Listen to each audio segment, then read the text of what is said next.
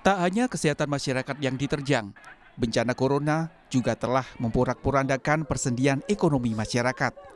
Skenario penyelamatan ekonomi pun ditekankan Presiden bagi jajarannya agar Indonesia tidak terkapar. Presiden Joko Widodo menegaskan, dalam menyelesaikan masalah akibat corona, bangsa Indonesia harus bertumpu pada kekuatan sendiri. Dalam kondisi seperti ini, kita harus mampu bertumpu pada kekuatan kita sendiri, berdiri di atas kaki sendiri. Kita harus mampu menyelesaikan masalah dan tantangan kita sendiri, tantangan di bidang kesehatan maupun tantangan di bidang sosial ekonomi. Kita berupaya keras agar pandemi ini cepat berlalu. Kita harus saling menjaga, saling mendukung, saling membantu, saling menjaga sesama, jangan sampai terpapar, dan kita juga saling membantu agar ekonomi kita tidak terkapar. Menteri Koordinator Bidang Perekonomian Airlangga Hartarto menyebut telah menggulirkan berbagai stimulus untuk penyelamatan ekonomi. Nah, tentunya sekarang arahan Bapak Presiden mengatakan bagaimana istilahnya Bapak Presiden adalah berdamai dengan COVID-19 sehingga sosial ekonominya dampaknya tidak dalam dan tidak terus-menerus, segera bisa keluar dari situasi pandemi COVID-19 ini. Nah, pemerintah... Ekonom CSIS, Yose Rizal Damuri mengingatkan agar pemerintah menggulirkan strategi jangka panjang karena corona diprediksi akan berlangsung lama. Saya setuju dengan banyak pandangan yang mengatakan bahwa fighting atau battle against COVID-19 ini itu seperti maraton. Seperti maraton, long run. Jangan kita melihatnya seperti lari sprint gitu yang cuma 100 meter, tetapi seperti maraton. Artinya apa? Artinya akan butuh waktu yang lama. Kalau kita mau lari maraton, tetapi kita forsir energi kita dan akibatnya kita kehabisan nafas, ekonominya jadi amburadul, kalau sosialnya jadi berantakan, kalau politiknya apalagi kemudian jadi chaos, nah battle ini pasti akan kalah. Presiden Joko Widodo telah mengeluarkan payung hukum yang akan menjadi landasan dalam upaya mendukung pemulihan ekonomi nasional akibat dampak corona. Aturan tersebut tertuang dalam Peraturan Pemerintah Nomor 23 Tahun 2020.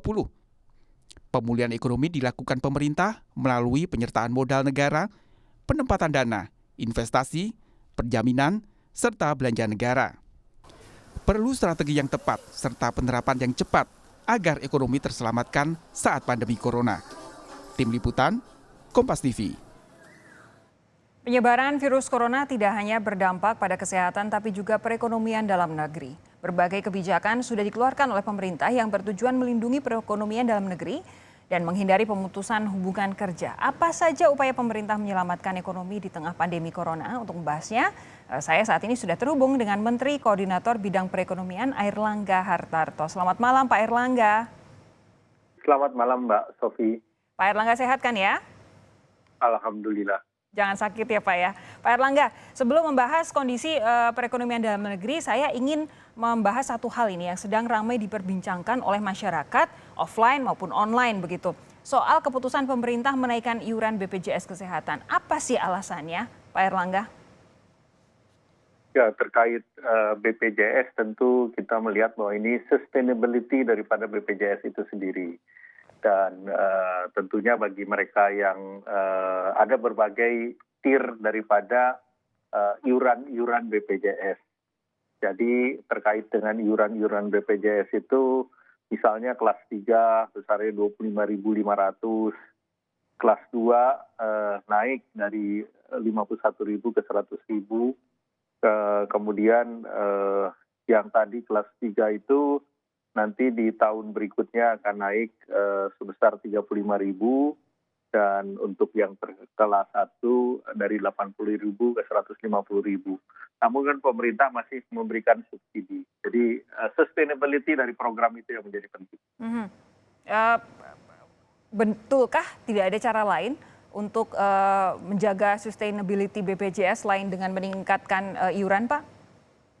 Ya, pertama tentu kita melihat bahwa program pemerintah kan cukup banyak dan di dalam rangka penanganan COVID ini pemerintah sudah menyiapkan beberapa paket yang terkait dengan subsidi untuk iuran BPJS juga dan juga di sini pemerintah mengeluarkan paket sesuai dengan Perpres 54 itu sebesar 75 triliun.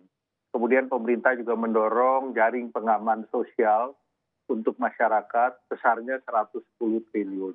Demikian pula untuk jaring pengaman ekonomi agar ekonomi tidak bergeser dari bencana kesehatan, kemudian mengamankan daya beli masyarakat, dan agar tidak terjadi bencana PHK, maka sektor ekonomi ini perlu dijaga dan dananya sekitar 70 triliun ditambah program pemulihan ekonomi yang perpresnya baru peraturan pemerintahnya baru diterbitkan 11 Mei yang lalu. Ya. Nah, itu ada jaring pengaman di bidang pemulihan ekonomi yang kita sebut below the line yang jumlahnya terus secara waktu ini sifatnya dinamis. Jadi kebijakan ini karena setiap kali juga ada pandemik ini skalanya terus bergeser, kemudian kedalaman akibat COVID-19 ini juga setiap saat pemerintah akan lalu melakukan adjustment atau penyesuaian.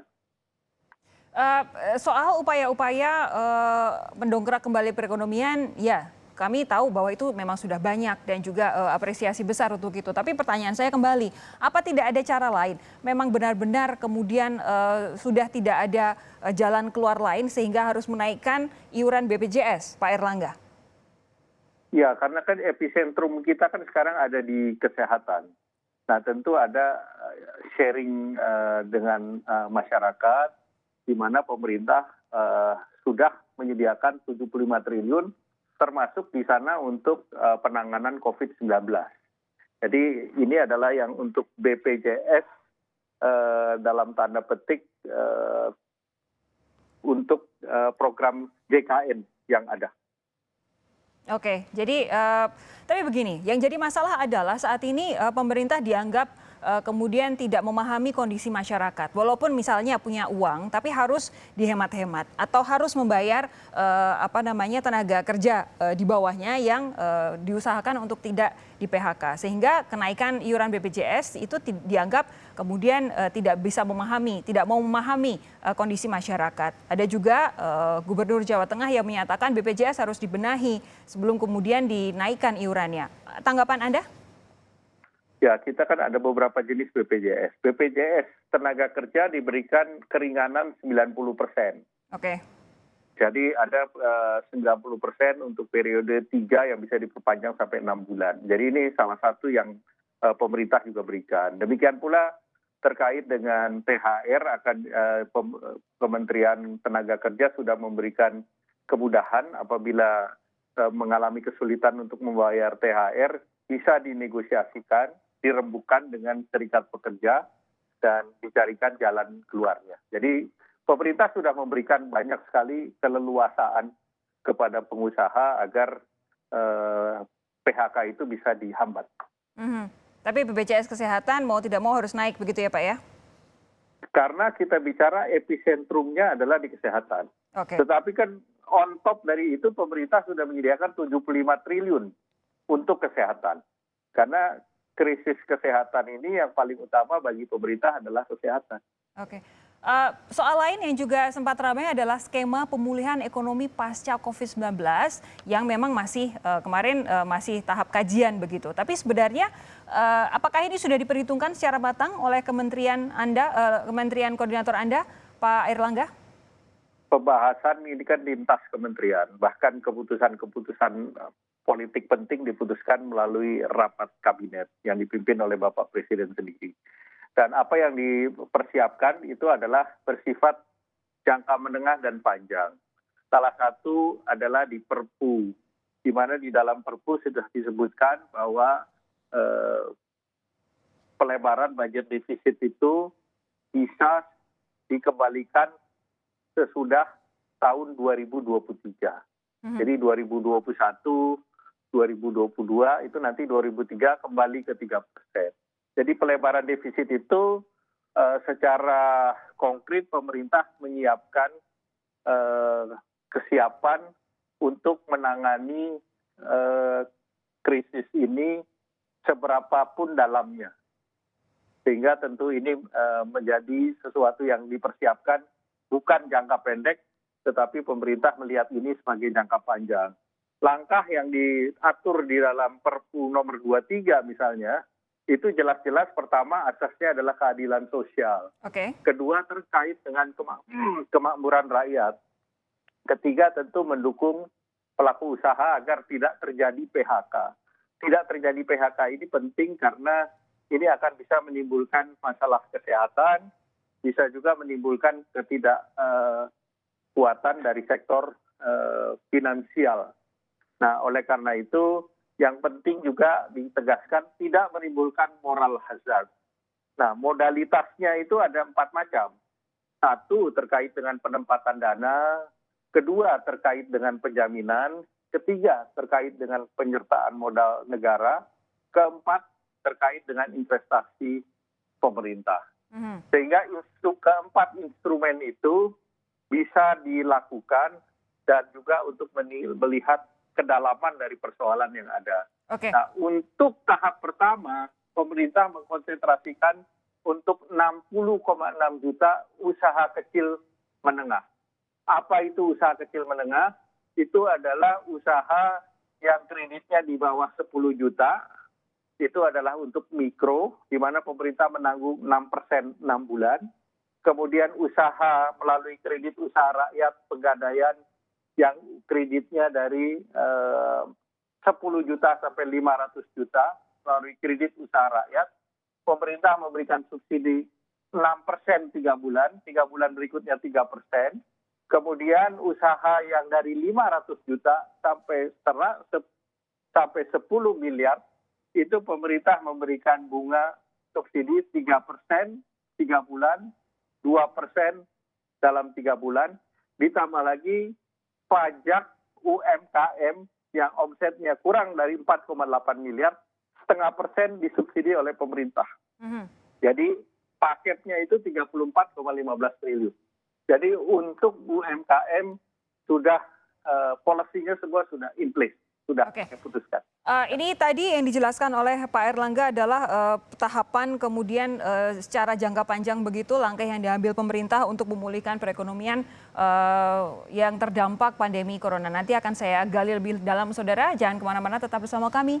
Sapa Indonesia Malam segera kembali.